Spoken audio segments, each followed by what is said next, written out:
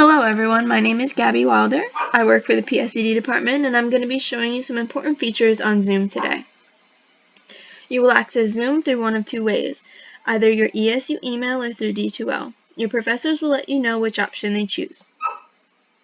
When you open Zoom, you will see a pop-up and you must click Open Zoom Meetings to access your class.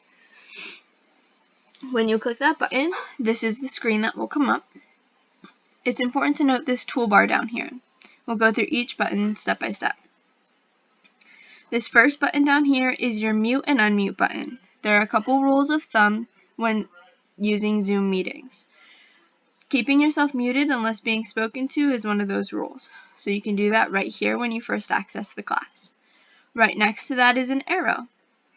If you click this arrow, you'll be able to see test speaker and microphone. You can test and make sure that your microphone and speaker are working. And you can also switch to phone audio if need be. Those of you who do not have access to a computer will be accessing Zoom through your phone. When you get your link from your professor, there will be a call-in number that you can access. The button next to your mute button is your start and stop video button. Another rule of thumb is to click this button to begin with to keep your video camera off unless otherwise specified by your professor. Next to that is your invite button. This is for your professor's use. Next to that is the participants button.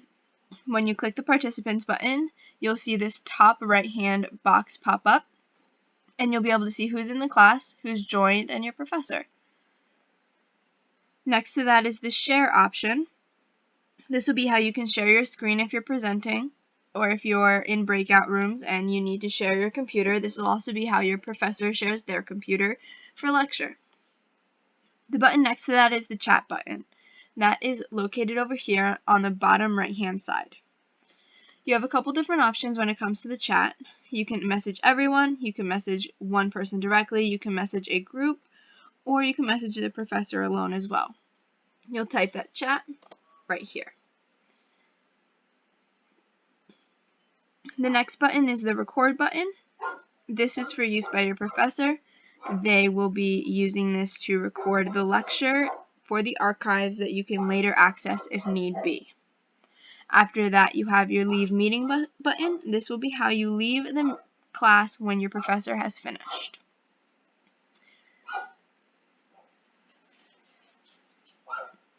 If you have any questions when talking about or accessing Zoom, you need to make sure that you message your professors. They are here to help you, and this is going to be an integral part of your online experience with ESU.